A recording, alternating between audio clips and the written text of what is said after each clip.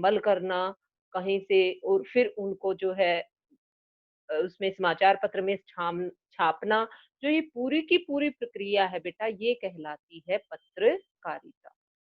तो वे जो पत्रकारिता है, जिस प्रक्रिया के माध्यम से क्या कहेंगे बेटा, आप नोट भी कर सकते हैं इस लाइन को, जिस प्रक्रिया के माध्यम से समाचार लिखित रूप तक पहुंचते हैं, उसे पत्रकारिता कहते हैं। तो पत्रकारिता जो है विभिन्न क्षेत्रों में समाचारों का संकलन कर प्रकाशित करने वाले आधार को समाचार पत्र कहते हैं। कि जो विभिन्न क्षेत्रों से सबसे पहले क्या होता है, समाचार पत्र ऐसे ही नहीं प्रकाशित हो जाता बेटा। सबसे पहले क्या होते हैं, जो भी होते हैं हमारे समाचार, सबसे पहले उनका संकलन करते हैं।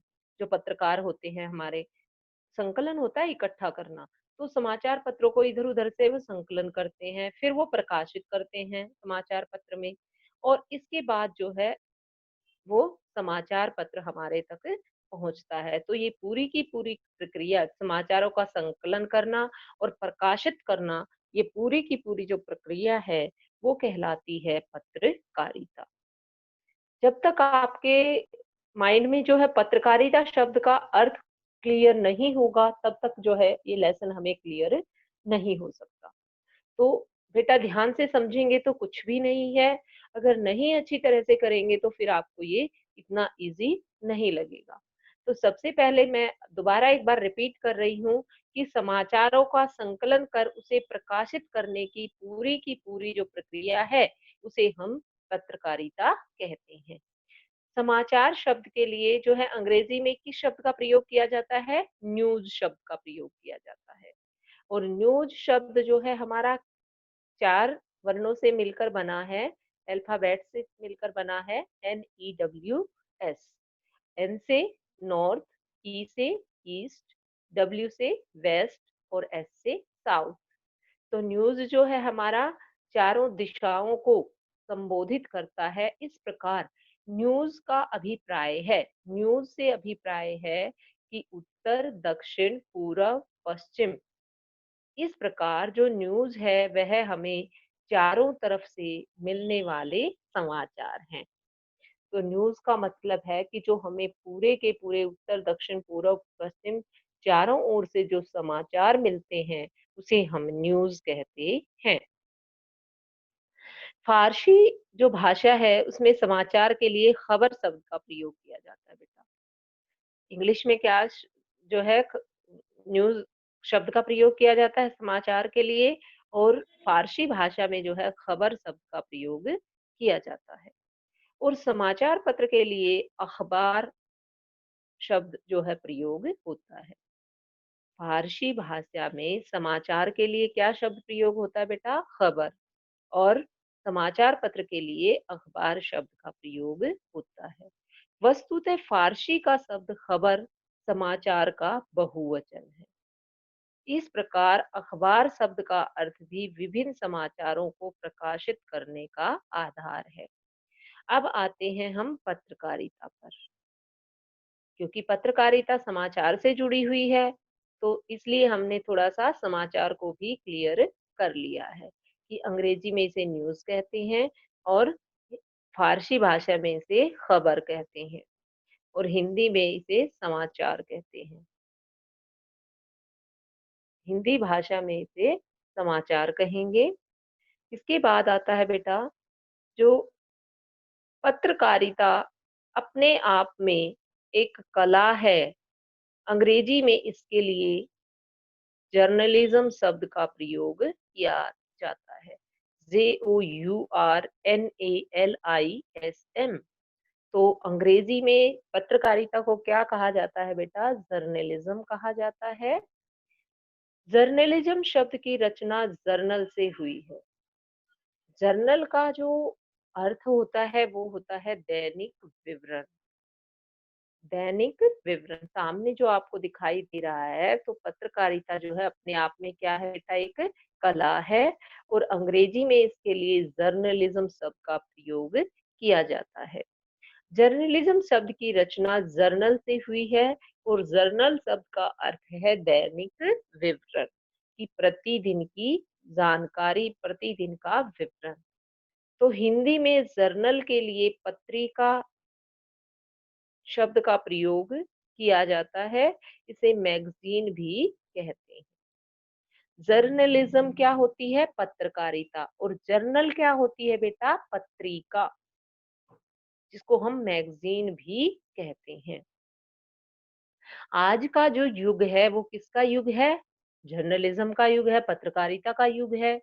क्योंकि जो पत्रकारिता है वही जो है लोगों को जागरूक करती है उनके अधिकारों के प्रति। और यदि जो है पत्रकारिता जो है उसको कहा जाता है कि जो यदि स्वच्छ और शुद्ध पत्रकारिता है तो उसे लोकतंत्र का चौथा जो है स्तंभ कहा जाता है। क्योंकि पत्रकारिता का अर्थ समाचार तक पत्र तक ही सीमित नहीं रहा है अब, कि केवल समाचार पत्र तक ही पत्रकारिता का अर्थ सीमित रहा हो। इसका जो क्षेत्र है बेटा अब बहुत ही विस्तृत और बहुआयामी हो गया है। इसके अंतर्गत दैनिक समाचार, साप्ताहिक, पाक्षिक, मासिक, त्रैमासिक, वार्षिक जो पत्र पत्रिकाएं हैं वो सारी जो है इसके अंदर सम्मिलित हैं। देखिए दैनिक समाचार क्या होता है बेटा? जो डेली छपता है, प्रतिदिन, प्रतिदिन छपने वाला समाचार कहलाता है दैनिक समाचार। और सप्ताह में छपने वाला कहलाता है साप्ताहिक। और पाक्षिक 15 दिन में। और मासिक होता है बेटा हमारा 1 महीने में जो छपता है। और त्रैमासिक 3 महीने की अवधि में। और वार्षिक जो होता है वो होता है हमारा वर्ष में 1 बार छपने वाला, वो कहलाएगा हमारा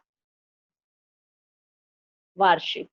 तो ये सारे जितने भी हैं समाचार पत्र पत्रिकाएं ये किसके अंदर आती हैं बेटा? ये आती हैं हमारी पत्रकारिता के अंतर्गत। और इसके अतिरिक्त जो भी है दूरदर्शन है हमारा, आकाशवाणी है, सिनेमा है, वो सभी जो है उनकी भी आदि की भी जो है महत्वपूर्ण भूमिका है। पत्रकारिता के क्षेत्र में जो हमारा दूरदर्शन है, आकाशवाणी है, सिनेमा है, ये सब की भी जो है पत्रकारिता के क्षेत्र में महत्वपूर्ण भूमिका है।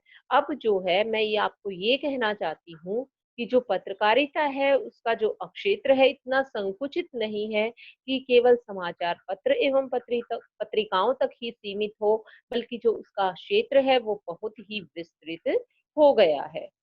वह अब जो है सब कुछ उसमें समाया हुआ है, चाहे साप्ताहिक कुछ छपता है, त्रैमासिक कुछ छपता है, या जो हमारा दूरदर्शन पर, आकाशवाणी पर जो भी है, ये सारा जो है सबको जो है पत्रकारिता अपने अंदर समेटे हुए है। इसलिए पत्रकारिता का क्षेत्र बहुत ही विस्तृत हो गया है। अब देखिए भिन्न-भिन्न जो विद्वान हैं, उन्होंने जो है अपने अकॉर्डिंग जो है अब इसकी परिभाषा दी है, किसकी? पत्रकारिता की।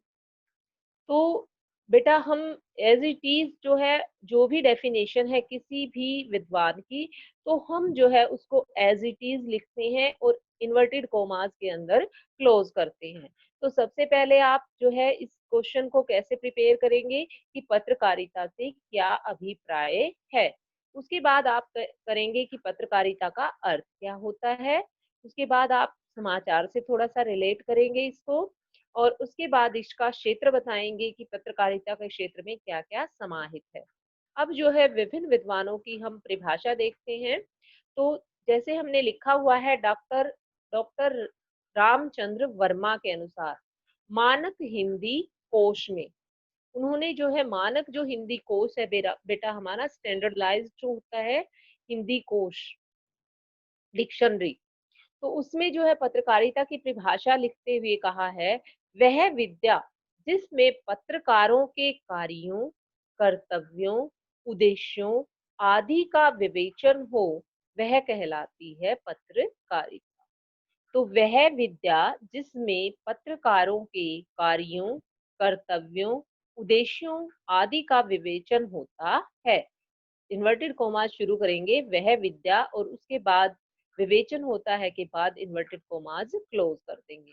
तो किसी की भी यदि डेफिनेशन है दी हुई किसी विद्वान की, तो आप उसको इन्वर्टेड कॉमास के अंदर लिखेंगे। और एक दो और डेफिनेशन हम देख लेते हैं बेटा।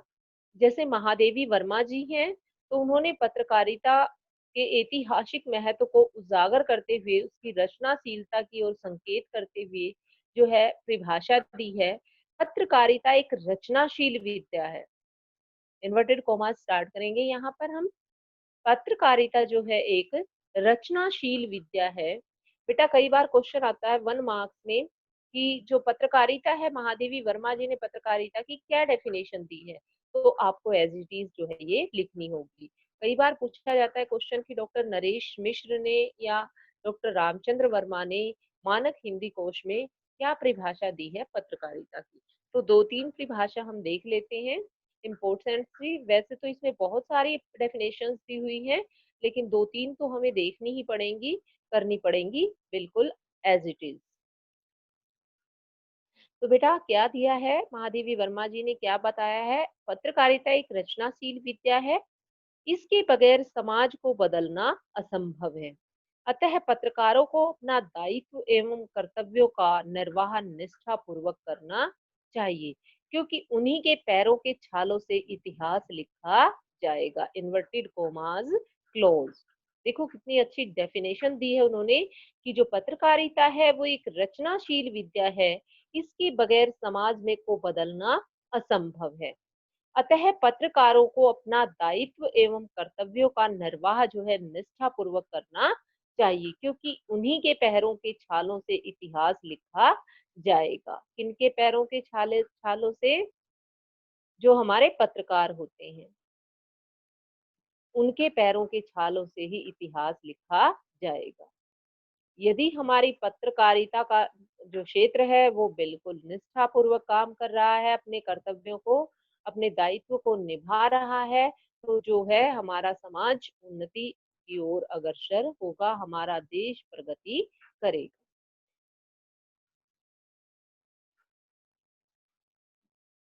अब एक और डेफिनेशन लेते हैं। एक अंग्रेज विद्वान ने क्या कहा है जर्नलिज्म के बारे में, श्री सी जी मूलर। पत्रकारिता समसामयिक ज्ञान प्राप्ति का आधार है। समसामयिक क्या होता है बेटा? जो चल रहा है एट प्रेजेंट। समसामयिक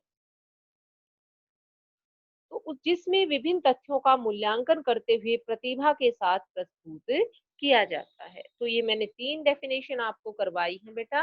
पहली जो है वो है डॉक्टर रामचंद्र वर्मा की, दूसरी महादेवी वर्मा की, और जो तीसरी है वो है श्री सी जी मूलर। तो बेटा यहाँ पर जो है श्री सीजी जो मूलर है वो क्या कहते हैं कि पत्रकारिता समसामयिक ज्ञान प्राप्ति का आधार है, और जिसमें विभिन्न तथ्यों का मूल्यांकन करते हुए प्रतिभा के साथ प्रस्तुत किया जाता है। Inverted commas close. बेटा 3 तो आपको डेफिनेशन करनी ही है, बाकी आप अपनी बुक से जो है कितनी भी कर सकते हैं एज यू विश। और अंत में जैसे हम कहेंगे कि जो अर्थात इसके बाद हम लिखेंगे कि पत्रकारिता जो है कि पत्रकारिता का अर्थ, पत्रकारिता जो है क्या चाहती है, पत्रकारिता के अंतर्गत देश को क्या मिलना चाहिए, तो जनता को वह दीजिए जिस सत्य की उसे आवश्यकता है। पत्रकारिता कोई एक संपूर्ण एवं स्टिक परिभाषा जो है दे पाना सरल काम नहीं है, कि भाई पत्रकारिता की हम कोई एक सरल परिभाषा नहीं दे सकते, कि हम इसे शब्दों में बांध नहीं सकते, क्योंकि इसका क्षेत्र बहुत विस्तृत है। इसलिए भिन्न भिन्न विद्वानों ने इनकी भिन्न भिन्न परिभाषाएं दी हैं।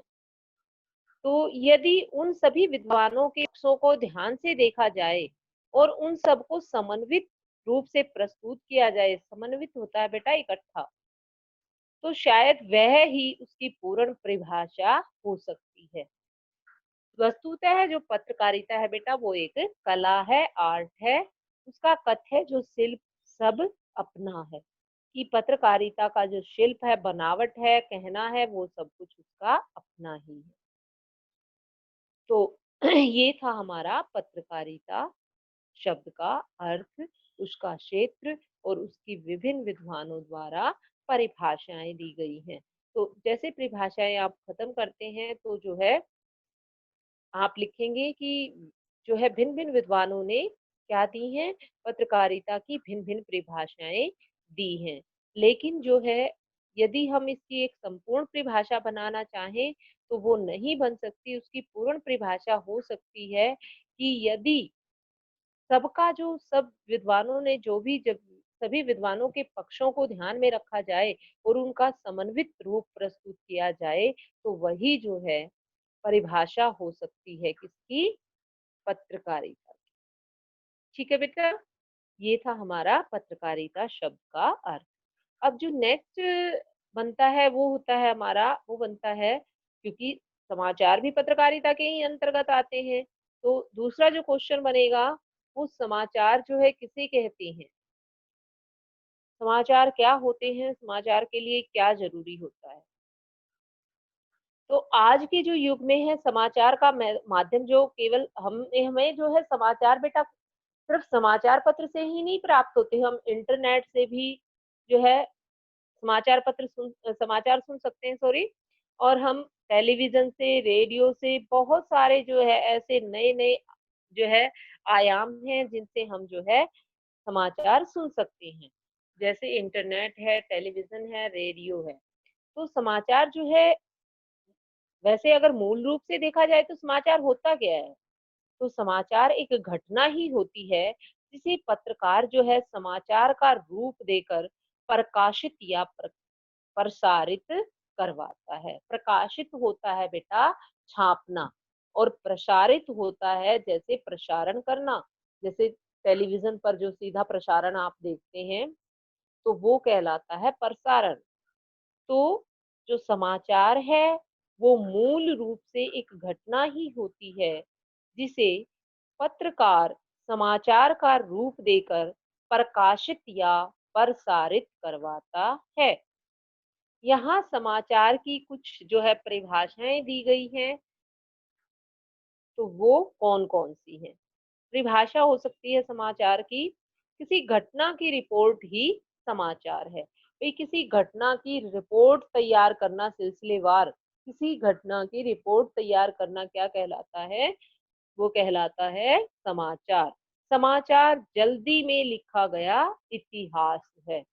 क्योंकि जो समाचार है बेटा, आज वो समाचार है, लेकिन अगले दिन क्या बन जाता है? वो इतिहास बन जाता है। तो कहता है कि जो समाचार है वो क्या है? जल्दी में लिखा गया इतिहास है। नेक्स्ट है, प्रेरक और उत्तेजित कर देने वाली हर सूचना समाचार है। प्रेरक, प्रेरणा देने वाली, जिससे हम प्रेरित हो जाएं, और उत्तेजित करने वाली हर सूचना जो है क्या है? समाचार है। अब इसके बाद है, समय पर दी जाने वाली हर सूचना समाचार का रूप धारण कर लेती है। अब यह हम जान गए हैं बेटा क्या होती है कि किसी घटना को ही, वह हर घटना जो है, हर सूचना समाचार नहीं होती, कि भाई हम हर घटना को, हर सूचना को समाचार नहीं कह सकते। समय पर दी जाने वाली, इस प्रकार व्यक्तिगत तौर पर मित्रों या रिश्तेदारों का कुशल क्षेम भी समाचार नहीं होता। देखिए, जैसा हमने पढ़ा है, किसी घटना को जो है यदि हम प्रकाशित करवाते हैं तो वो कहलाती है, किसी घटना की जो रिपोर्ट है वो समाचार कहलाती है। लेकिन कोई भी घटना घटित हो गई, उसको हम समाचार नहीं कह सकते। अगर कोई हमारी पर्सनल बात है, व्यक्तिगत बात है, हमारे मित्रों या रिश्तेदारों की कुशल क्षेम है, कहीं कोई घटना घटित हो गई है, तो वह समाचार का रूप धारण नहीं कर सकती। वस्तुतः समाचार व्यक्तिगत या कुछ लोगों के लिए नहीं, अपितु वे हजारों लाखों पाठकों, श्रोताओं व दर्शकों के लिए काम करते हैं। हाँ जी बेटा, क्या है समाचार? देखिए, घटना तो होती है, लेकिन किसी एक व्यक्ति की घटना को हम समाचार नहीं कह सकते। कुछ लोगों के लिए या किसी एक व्यक्ति के लिए घटित कोई घटना है, वो समाचार नहीं हो सकती। अपितु जिसका जो प्रभाव है हजारों लाखों लोगों पर पड़े, हजारों लाखों पाठक उसे पढ़े, श्रोता उसे सुने और दर्शक उसे देखे, वह उनके लिए उपयोगी हो, तब जो है वो समाचार कहलाती है। वही घटना समाचार का रूप धारण करती है जिसे जानने के लिए अधिक से अधिक लोगों की रुचि होती है तथा उसका अधिक से अधिक लोगों पर प्रभाव पड़ता है। देखिए बेटा, जैसे अगर हम एग्जाम्पल लेते हैं, अब हम स्कूल में पढ़ाते हैं और आप पढ़ते हैं। अब डेली क्लास में कुछ ना कुछ घटित हो जाता है या जो हम पढ़ा रहे हैं कुछ ना कुछ घटना घटित होती रहती है, लेकिन वो समाचार नहीं हो सकती। लेकिन जब आप जो है ब्रिलियंट रिजल्ट लेकर आते हैं, जैसा अब आपका आया था, तो हमने जो है उसे समाचार का रूप दे दिया था, उसे प्रकाशित करवाया था, ताकि जो है वो जो है उससे क्या था कि लाखों हजारों लोग जो है उसको देखेंगे, पढ़ेंगे, पेरेंट्स, बच्चे सभी उससे प्रभावित होंगे और यह जो है समाचार का रूप धारण कर लेती है। तो इसलिए जो है जिस घटना का जो असर है, वो काफ़ी लोगों पर पड़े, काफ़ी लोग उसे सुनना चाहते हों, जिनका काफ़ी लोगों के रुचि हो उसके अंदर, तो वो कहलाता है समाचार। जिसका सब अधिक से अधिक लोगों की रुचि हो, तो वही घटना हम जो है संक्षिप्त रूप में क्या कह सकते हैं बच्चों, कि वही घटना समाचार का रूप धारण करती है, जिसे जानने से अधिक लोगों की रुचि होती है, जिसे जानने के लिए और अधिक से अधिक लोगों पर उसका प्रभाव पड़ता है। तो पत्रकार और समाचार संगठन ही किसी भी समाचार के चयन, आकार और उसकी प्रस्तुति का निर्धारण करते हैं। कि पत्रकार ही जो है यह डिसाइड करता है कि यह जो घटना है, यह समाचार का रूप ले सकती है या नहीं। इसका आकार जो है कितना होना चाहिए और उसको किस प्रकार से प्रस्तुत करना चाहिए। तो यह डिसीजन कौन लेता है? पत्रकार लेता है कि यह घटना समाचार बनने के योग्य है भी या नहीं। यही कारण है कि एक समाचार किसी के लिए अधिक महत्वपूर्ण होता है तो किसी दूसरे के लिए वह गौण होता है। मतलब कि कोई भी समाचार जो है किसी के लिए बहुत अधिक महत्वपूर्ण हो सकता है। अब देखिए, यदि जॉब से रिलेटेड कोई समाचार है, किसी की जॉब लगी है, तो वो है तो एक समाचार, लेकिन जिसकी लगी है तो वह उनके लिए जो है क्या होगा, वो ज़्यादा महत्वपूर्ण होगा। अब जैसे आपका रिज़ल्ट आया है, वो एक समाचार, लेकिन वो आपके लिए जितना महत्वपूर्ण था, हमारे लिए जितना महत्वपूर्ण था, शायद छोटे बच्चों के लिए इतना महत्वपूर्ण नहीं था। उनके लिए वो गौण था। हालाँकि खुशी का जो है मौका उनके लिए भी था कि हमारे स्कूल का रिज़ल्ट इतना अच्छा आया है, लेकिन वह उनके लिए क्या था, इतना इम्पोर्टेंट नहीं था, जितना कि आपके लिए और टीचर्स के लिए था, या पेरेंट्स के लिए भी कह सकते हैं हम। तो कहता है कि समाचार जो है पत्रकार ही डिसाइड करता है कि वह जो है यह घटना समाचार के योग्य है या नहीं, समाचार बनने के योग्य है, और इसका जो आकार है वो कितना होना चाहिए, यानी कि कितना बड़ा हमें समाचार लिखना चाहिए और उसको किस प्रकार से प्रस्तुत किया जाना चाहिए उस समाचार को। तो इसका अर्थ है, हमें यह नहीं समझ लेना चाहिए कि समाचार की कोई परिभाषा नहीं दी जा सकती। किसी घटना, समस्या या विचार में कुछ ऐसे तत्व होते हैं कि उसे सभी समाचार के रूप में अवश्य ग्रहण करते हैं। अतः जो है लास्ट में हम निष्कर्ष रूप में क्या कह सकते हैं समाचार के लिए बेटा, कि समाचार किसी भी ऐसी ताजा घटना, विचार या समस्या की रिपोर्ट है जिसमें अधिक से अधिक लोगों की रुचि हो और जिसका अधिक से अधिक लोगों पर प्रभाव पड़ा हो। देखिए, समाचार की जो परिभाषा है बेटा वो क्या हो सकती है, इन्वर्टेड कॉमास स्टार्ट करेंगे और फिर लिखेंगे आप, समाचार जो है किसी भी ऐसी ताजा घटना, विचार या समस्या की रिपोर्ट है जिसमें अधिक से अधिक लोगों की रुचि हो और जिसका अधिक से अधिक लोगों पर प्रभाव पड़ा पड़ रहा हो, उसे कहेंगे हम समाचार। अब जो है बेटा हमारा जो आज हमने एक शब्द पढ़ा है पत्रकारिता, दूसरा पढ़ा है हमने समाचार। अब जो है जो नेक्स्ट क्वेश्चन हमारा बनेगा कि समाचार के जो प्रमुख तत्व हैं, वो क्या-क्या होने चाहिए? कि समाचार जो है कब इंटरेस्टिंग बनेगा, कैसे समाचार के अंदर क्या-क्या समाहित होना चाहिए, क्या-क्या ज़रूरी है।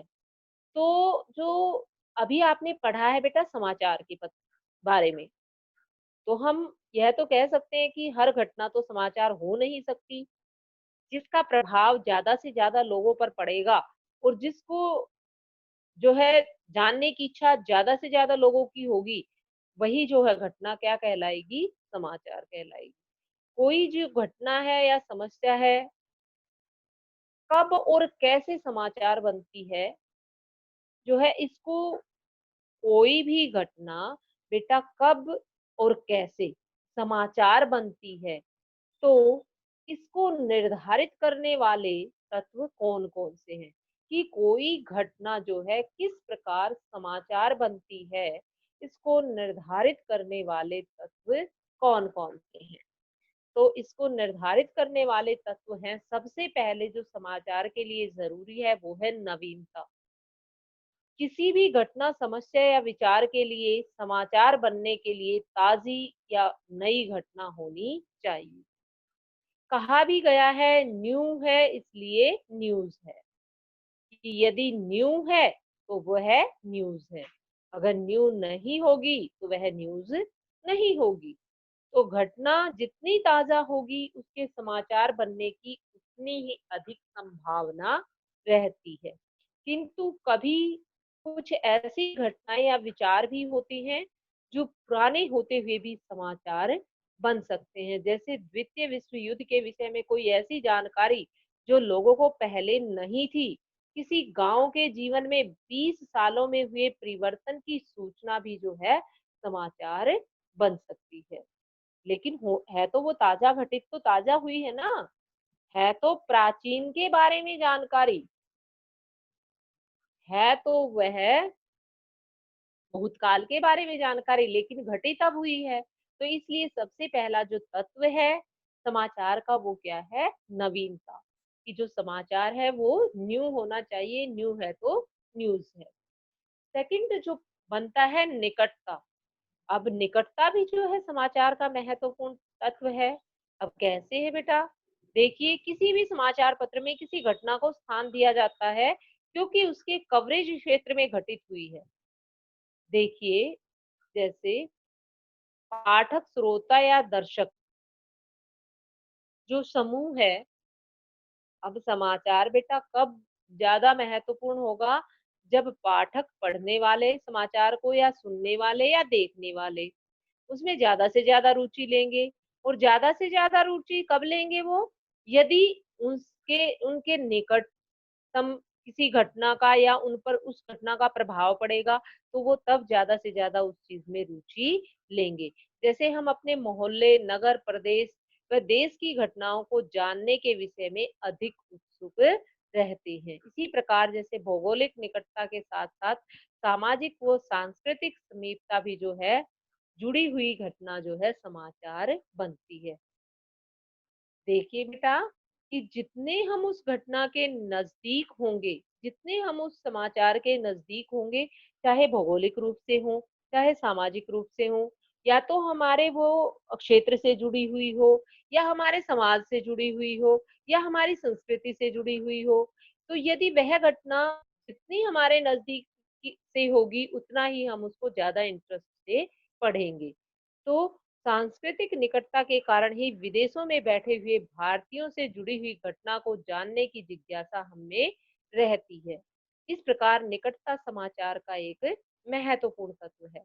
देखिए बेटा अगर कोई भारतीय विदेश में रह रहा है और उसने जो है बहुत हायर जो है पद उसने प्राप्त किया है, बहुत उच्च पद उसने प्राप्त किया है, तो हम जो है उसके बारे में सुनना पसंद करेंगे क्योंकि वो भारतीय है, क्योंकि वह सांस्कृतिक रूप से हमारे से जुड़ा हुआ है। शायद एक विदेशी के बारे में इतना सुनना पसंद नहीं करेंगे हम जितना कि अपने देश के नागरिक के बारे में।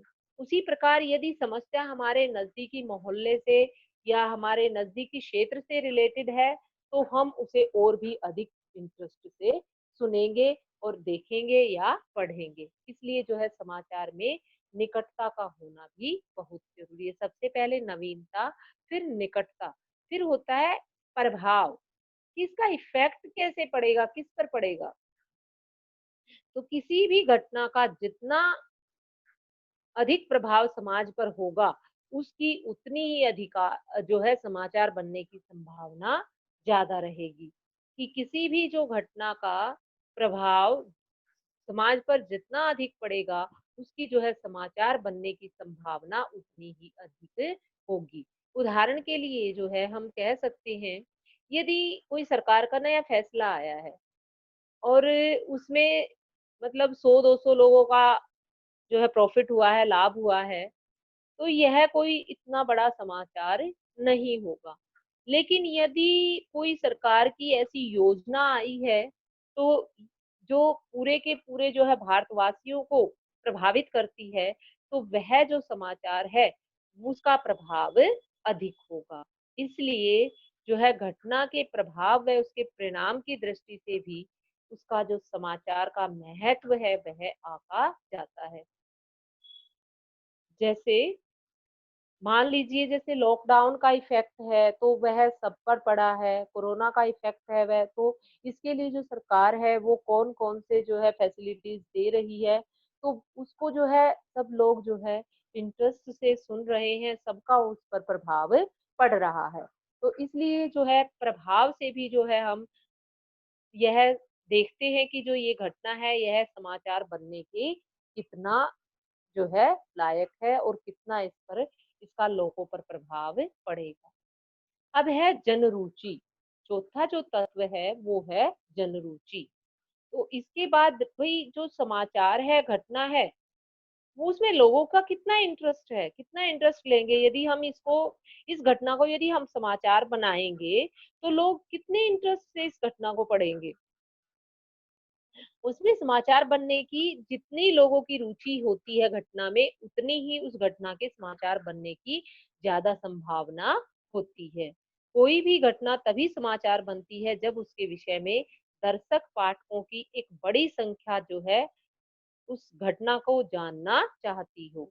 तो कोई भी समाचार संगठन अपने पाठकों या श्रोताओं की रुचि को ध्यान में रखते हुए समाचारों का चयन करता है और जन रुचि में परिवर्तन के साथ-साथ मीडिया में भी परिवर्तन आता है। अतः जन रुचि भी जो है समाचार का महत्वपूर्ण तत्व है। तो बेटा यहाँ तक जो है हमने अभी तक जो